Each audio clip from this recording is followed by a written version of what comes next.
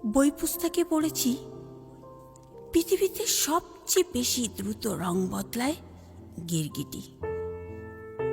আমার মনে হয় অকারণে এই প্রাণীটিকে দোষারোপ করা হয়। পৃথিবীতে সবচেয়ে বেশি দ্রুত রং বদলায় মানুষ, আর এতটা সূক্ষ্ম অভিনয় করে এই মানুষগুলো, যা দূরবীন বা আতসী কাজ দিয়েও দেখা সম্ভব হয় না, যতক্ষণ না পর্যন্ত সে তার খোলস উন্মোচন করে। তবে এই মানুষগুলো হয় অতি চালাক অথবা অতি বোকা, কারণ কোনো না কোনোভাবে তাদের সত্যিকারের মুখোশ এরাই অন্য মানুষের সামনে এনে দেয়। বছরের পর বছর একসাথে থেকেও এরা থেকে যায় যোজন যোজন দূরত্বে। আসলে শারীরিক টাচে থাকা মানুষগুলোই যে সবসময় আপন হয় তা কিন্তু নয়। লক্ষ কোটি দূরে থেকেও খুব কাছে থাকা যায়। যার বসবাস অন্তরে, তাকে দূরে সরানোর সাধ্য কার?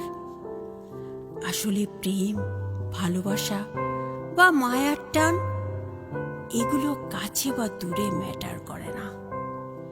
এটা একান্তই নিজের ভেতর থেকে আসতে হয়। কাউকে ওন করলে সবটুকু দিয়েই করতে হয়।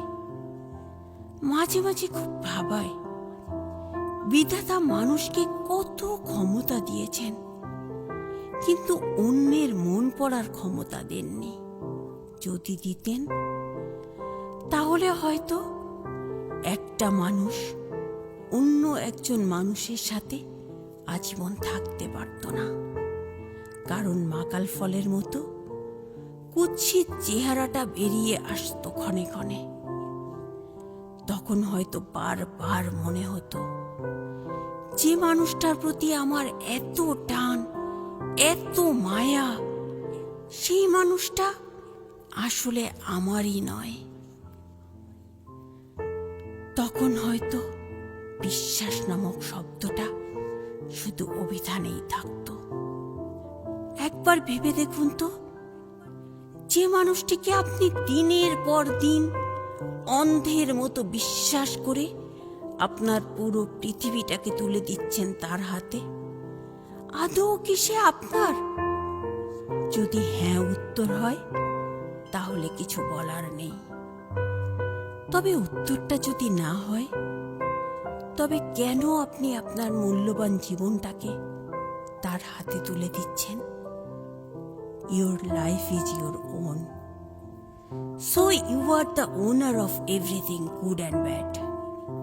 You are not someone's puppet to play with. Learn to live with your head held high. Bow down to none but the Creator alone.